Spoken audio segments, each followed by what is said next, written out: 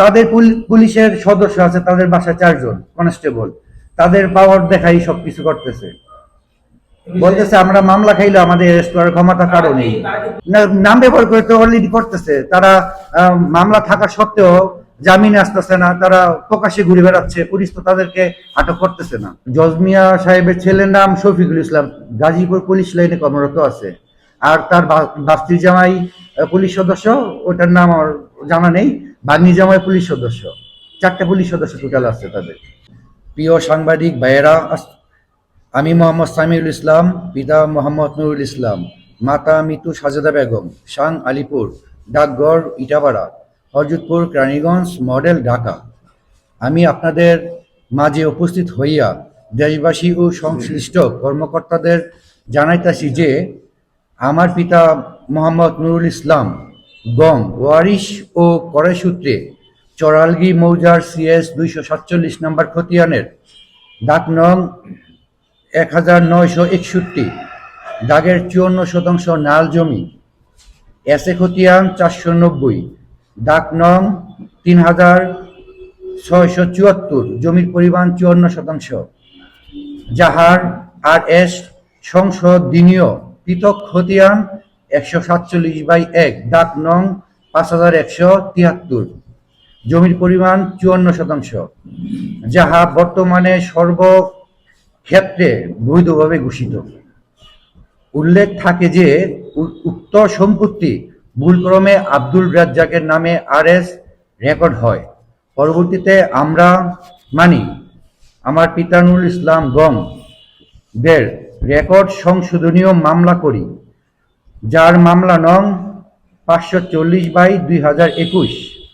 বিজ্ঞ আদালতে কাগজপত্রাদি পর্যালোচনা করে উক্ত ভুলকৃত RS রেকর্ড সংশোধন করে বাদী মোহাম্মদ নুরুল ইসলাম গংদের নামে রায় এবং ডিগ্রি প্রদান করে। এই রায়ের আলোকে সহকারী ভূমি অফিস রিভিউ মিস কেস করি, যাহার মামলা নাম্বার 11/24, তারিখ 30/4/2024। বিজ্ঞ আদালত নুরুল ইসলাম গংদের নামে নতুন খতিয়ান সৃজন করেন।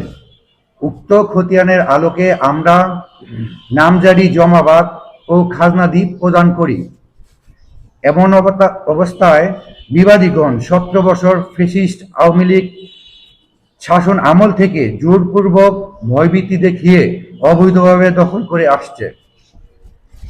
আমরা স্থানীয় গণ্যমান্য ব্যক্তিবর্গ ও ইউনিয়ন পরিষদের মাধ্যমে বারবার অভিযোগ করা সত্ত্বে সাড়া দেয়নি, এবং সাড়া দিলেও তারা আসলেও কোনো কাগজপত্র দেখাতে পারেনি।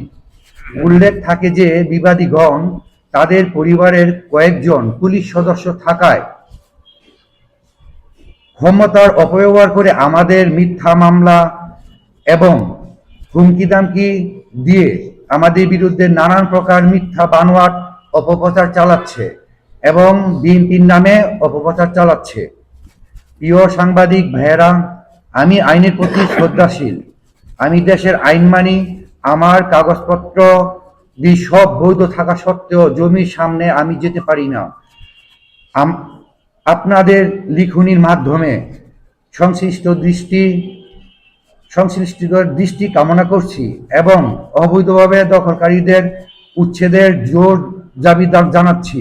কেরানীগঞ্জ 2 আসনের সাবেক মন্ত্রী, বর্তমান সংসদ সদস্য জনাব আলহাজ আমানউল্লাহ আমান ভাইয়ের কাছে এবং বাংলাদেশের মাননীয় প্রধানমন্ত্রী তারেক রহমানের কাছে আমি আমার বিচার প্রার্থনা করছি।